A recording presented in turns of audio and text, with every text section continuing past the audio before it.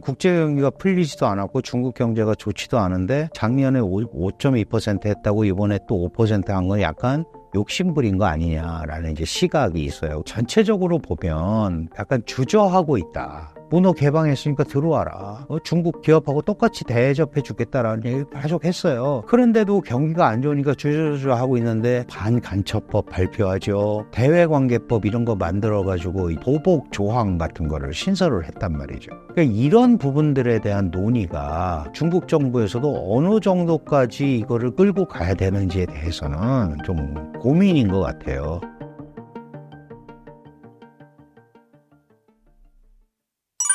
교수님, 많은 언론과 투자자들이 최근 폐막한 양회에 주목하고 있습니다. 양회에 대한 간략한 설명 부탁드립니다. 양회는 말 그대로 두 개의 회의라는 뜻이에요. 하나는 전국인민정치협상회의, 하나는 전국인민대표대회. 이 두 개의 회의를 양회라고 그러는데 그럼 왜 이 두 개를 같이 여느냐, 이게 이제 문제잖아요. 중국은 혁명 과정에서 무산계급만 가지고 혁명을 하지 않았습니다. 그죠? 그래서 도시의 소자산계급과 농촌의 중농계급, 이걸 이제 민족자산계급이라고 그러는데 자산계급이잖아요. 원래 사회주의 혁명은 무산계급이 해야 되잖아. 이 두 계급과 노동자 농민이 연합해서 만든 국가가 중화인민공화국이에요. 이 네 계급이 한 회의를 정치협상회의라고 해요. 이게 49년에 이제 국가를 수립하고 나서 그러면 국가법을 만들어야 되잖아요. 헌법도 만들어야 되고 중화인민공화국을 세웠으니까 정부 조직법도 만들어야 되고 그거를 정치협상회의라는 회의에서 만들어요. 그래서 우리로 치면 재헌국회 역할을 한 회의가 정치협상회의예요. 거기서 만들어진 헌법과 정부 조직법에 의해서 1954년 9월에 제1회 전국인민대표대회가 열립니다. 이게 쌍둥이죠. 여기가 법을 만들었고 그 법에 의해서 전인대가 열린 거예요. 그래서 이 두 회의가 항상 같이 갑니다. 그러면 정치협상회의는 이제 그 회의를 만들고, 정치협상회의는 정부조직법을 만들고 헌법을 만들고 했으니까 생명이 끝났어요. 그런데 그거를 없앨 수는 없죠. 왜냐하면 이게 중국의 뿌리니까. 그대로 가지고 오고 이제 전국인민대표대회에 의해서 중국은 운영이 되는 거예요. 그래서 중화인민공화국 헌법에 의해서 전국인민대표대회는 중국의 최고 권력기구입니다. 최고 권력기구. 이거는 회의이기도 하고 조직이기도 하죠. 그래서 전국인민대표대회 제도라고 그러는데 이 제도 안에는 입법 기능이 있어요. 입법, 우리 의회에. 그리고 이 입법 기능하는 게 이제 그 상무위원회에서 하는데, 그래서 전인국 인민대표대회의 입법 기능을 갖고 있는 국회 역할을 하는 부분의 장을 상무위원장이라고 합니다. 그게 이제 우리 국회의장에 해당하는 거고요. 그 밑에 전국인민대표대회가 제도잖아요. 그러니까 국무원도 있고 최고인민법원, 검찰원 뭐 이런 조직이 있어요. 국무원이 중국의 중앙정부로서 전국인민대표대회의 최고 권력을 행사하는 최고 기관이에요. 그러니까 전인대에서 의결된 내용은 국무원이 시행하는 거죠. 이런 구조입니다. 그래서 이 전인대, 전국인민대표대회가 원래 5년에 한 번씩 열리게 돼 있고 1년에 한 번씩 작은 회의가 열리게 돼 있는데, 요번에 열린 회의가 14번째 전인대 회기 중에 2번째 열린 회의예요. 그럼 내년에는 14기 3차, 내후년에는 14기 4차. 그래서 그 다음에 5차 한 다음에는 15기로 넘어가는 거예요. 이 구조가. 그럼 전인대가 왜 중요하냐? 여기에는 전국인민대표대회 권력의 최고 행사기관이 국무원이라고 그랬잖아요. 그러면 이 권력을 행사하는 사람이 국무원 총리란 말이죠. 그래서 국무원 총리가 올 한 해 중국은 이렇게 운영하겠습니다라는 보고서를 내요. 그게 정부 업무 보고예요. 그걸 읽기 때문에 그럼 올 한 해 우리는 어떻게 하겠다, 경제 성장률은 몇 %로 하겠다, 이거를 발표하기 때문에 전국인민대표대회에 주목을 하는 거다. 둘 다 5년 임기로 돼 있고요. 다 국회의원이에요. 그러나 정협은 이제 생명이 끝났잖아요. 그런데 없앨 수 없다고 그랬죠. 그래서 뭘 해요? 중국 공산당과 중국 정부의 최고 국정 자문기구로서의 역할을 한다. 지금 보니까 이러이러한 문제가 있더라. 민생 문제 같은 거를 토론해서 이러이러한 법안을 처리하는 게 좋을 것 같다. 이런 이제 의견 제시. 심의 의결권이 없어요. 제언권만 있고. 그러나 전인대는 전국인민대표대회는 의결 심의, 특히 예산. 뭐 여기서 이제 올해 국방 예산은 얼마 늘리겠다. 뭐 재정 적자율은 얼마로 하겠다. 경제 성장률을 얼마로 하겠다. 이런 것들이 나오기 때문에 해마다 저게 주목을 하고 그게 한 해 중국 정치 일정의 시작이다. 이렇게 이해를 하면 됩니다. 이번 양회에서 중국 성장률 목표를 예상보다 높은 5% 내외로 잡았습니다. 교수님의 생각은 어떠신가요? 근데 이제 방향이죠. 이 정도는 놓치지 않겠다라는 방향인데 작년에 5.2% 했고요. 그 전에는 3.1%인가 했을 거예요. 3.2%. 작년 성장은 그 전에 기저효과, 그러니까 이제 좀 덜 성장해서 한 건데, 이제 국제 경기가 풀리지도 않았고 중국 경제가 좋지도 않은데 작년에 5.2% 했다고 이번에 또 5%한 건 약간 욕심부린 거 아니냐라는 이제 시각이 있어요. 근데 중국은 왜 이 5%를 이렇게 사수를 하려고 하냐 하면 2050년에 세계 최강의 국가가 되겠다고 그랬잖아요. 그러면 세계 최강의 국가가 되려면 해마다 4.7%씩 계속 성장을 해야 돼요. 4.7%씩.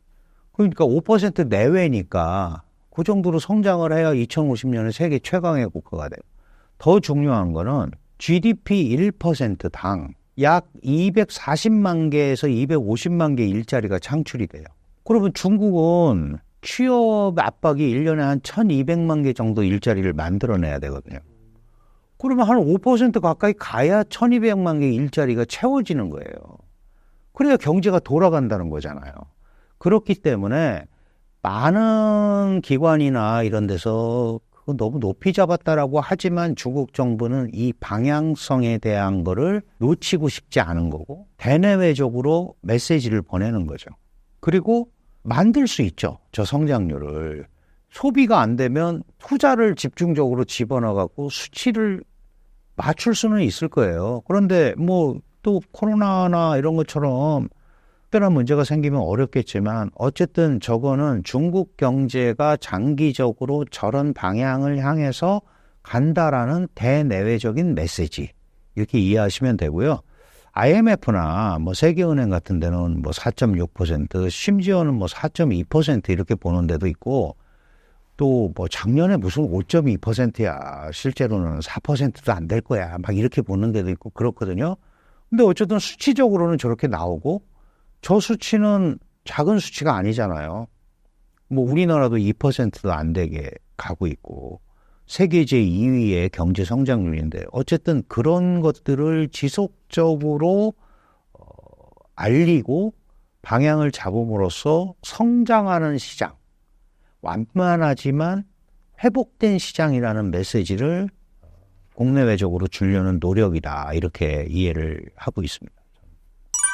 이번 양회에서 어떤 발표가 나왔으며 눈에 띄는 점과 아쉬운 점은 무엇인가요? 중국은 이제 지금 가장 큰 문제 이제 내수 경기 회복, 부동산 시장 뭐 이런 거잖아요. 그리고 과학기술 발전을 어떻게 할 거냐 이게 포인트입니다. 그러면 이제 부동산 시장 같은 경우는 유동성을 공급하겠지만 잘 안 되면 뭐 파산시킬 수도 있다라는 이제 선전포고를 한 거고, 그 다음에 그 작년 12월에 경제공작회의라는 걸 했어요. 예, 그거는 뭐냐 하면 시진핑이 주재를 하는데 올 한 해 경제를 어떻게 발전시키겠다. 뭐 많이 들어보셨지만 안정 속의 성장, 그 다음에 뭐 안정 속의 발전, 뭐 이제 이런 얘기 하다가 그 전에 안 했던 그 새로운 그 단어를 하나 들고 나왔어요. 그게 뭐냐 하면 이제 풀어서 말씀드리면 이런 거예요.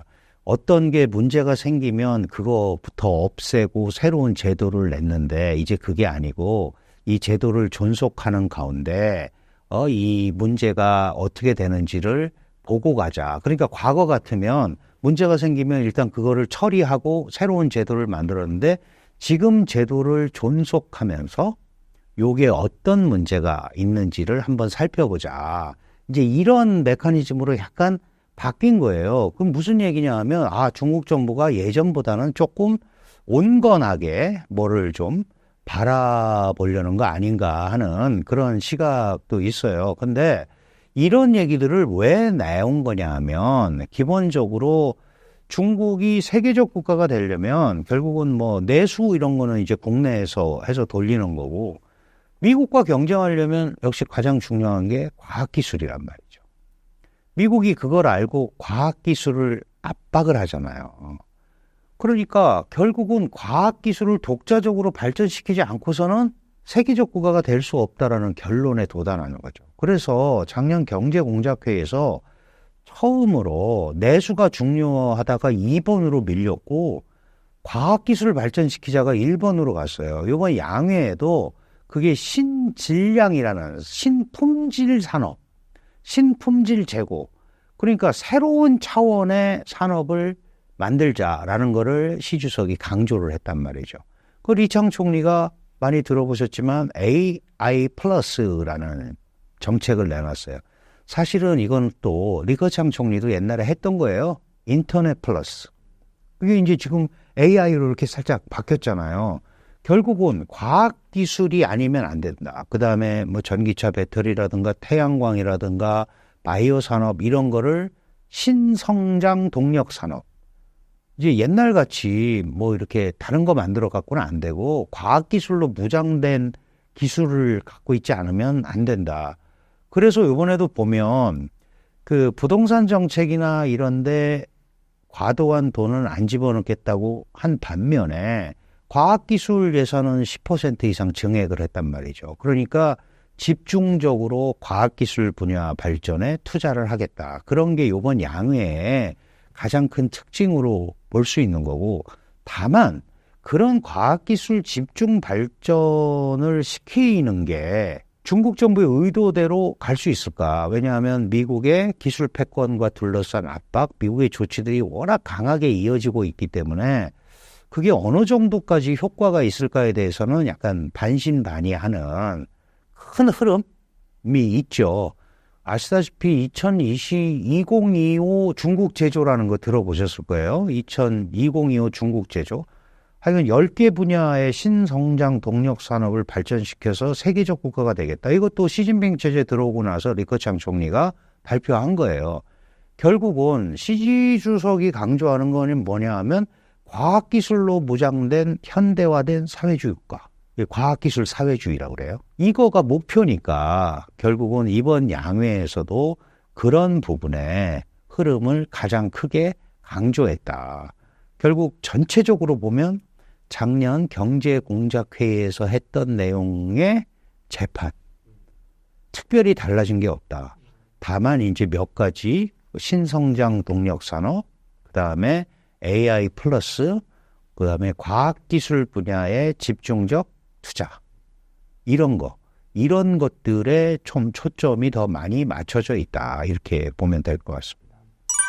양회에서 발표된 내용을 봤을 때 중국은 어떤 방식으로 지금의 위기를 극복하려고 하는 걸까요? 지금 이번 양회에서 나오는 걸로만 봐서는 그 경기 부양 자금이라든가 이런 것들이 시장의 기대에 크게 못 미치는 건 사실이에요. 전체적으로 보면 그 약간 주저하고 있다. 결정적인 어떤 조치들을 취하는데 두 가지가 있겠죠. 이걸 했을 때 안 됐을 경우에 후속 작업이 만만치 않은 케이스가 하나 있을 거고, 했는데 효과가 하나도 안 나오면 카드가 없잖아요. 그렇죠. 그러니까 이제 그런 것들에 대한 우려가 굉장히 크기 때문에 이게 좀 지켜보면서 하려는 그런 흐름이 이번 양회를 좀 지배한 거 아닌가 이렇게 봐야 될 것 같고, 특히 그 미국의 기술 압박이나 이런 데 대해서 미국의 압박에 대해서 뭔가 조치를 내놓고 싶은데, 이게 이제 자칫하면은 미국의 선거 전에 봐라 중국이 저렇게 나오지 않냐, 민주당이고 공화당이건 중국 공격의 빌미를 제공할 수 있기 때문에 굉장히 그런 면에서 신중한 태도를 보였다 이렇게 이해가 됩니다.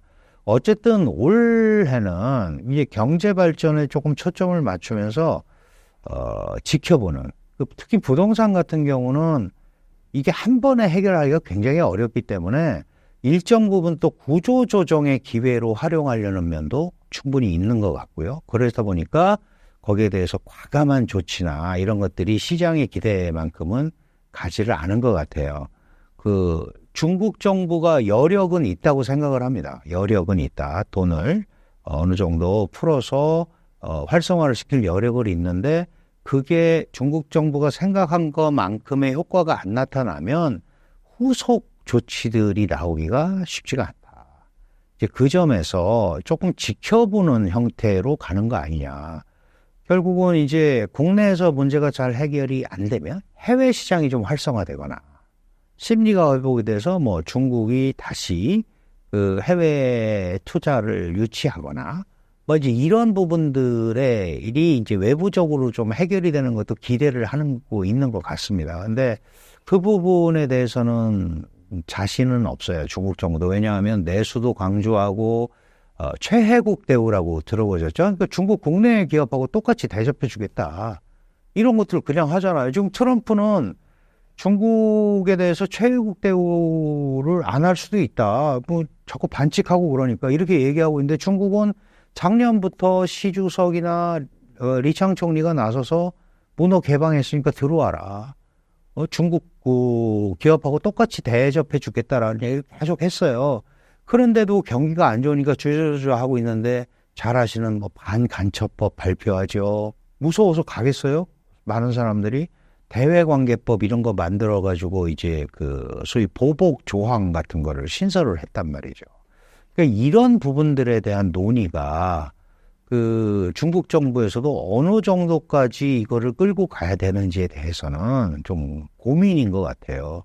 그래서 제가 아까도 말씀드렸던 뭐 안정 속의 성장 발전으로 안정으로 발전을 촉진하고 그다음에 먼저 세우고 나중에 깬다 선리 포파 이런 게 나오는 것도 이게 굉장히 약간 유보적인 과거에 비하면 그런 흐름이란 말이죠.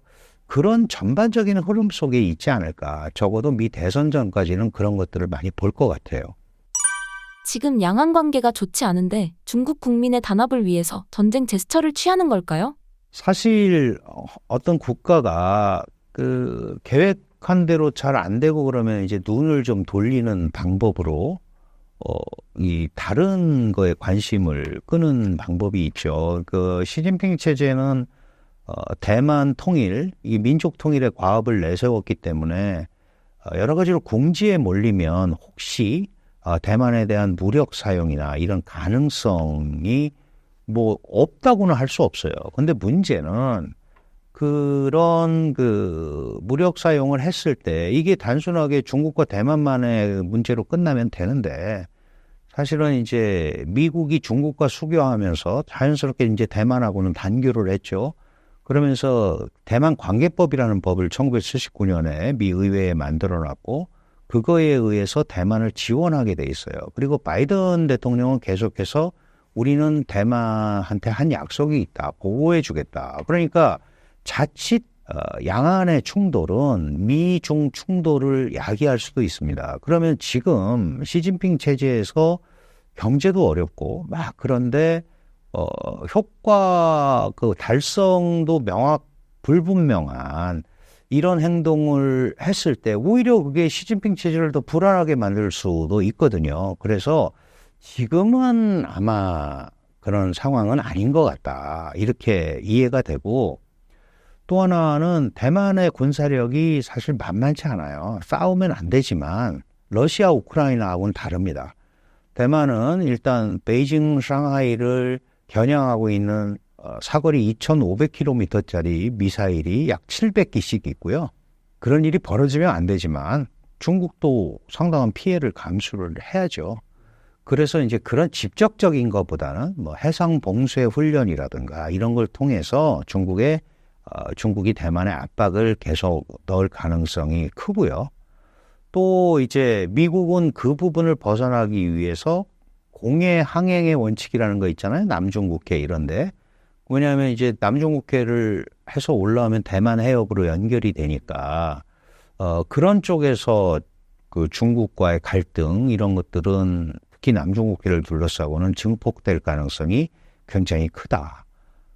그런 전반적인 흐름으로 본다면 지금은 중국이 대만을 무력으로 침공을 하거나 무력을 사용해서 문제를 일으킬 상황은 아니다. 근데 푸틴도 다 그렇게 얘기하는데 했단 말이에요. 그러니까 알 수는 없어요. 그런데 여러 가지 상황상 지금 그게 중국한테 그렇게 직접적으로 플러스가 되는 요인 같지는 않다. 이렇게 보기 때문에 저는 지금 당장 무슨 그런 어떤 흐름을 만들어내는 무력 충돌이라든가 무력 침공이라든가 이런 것들이 벌어지기는 쉽지 않을 거다라고 판단을 합니다.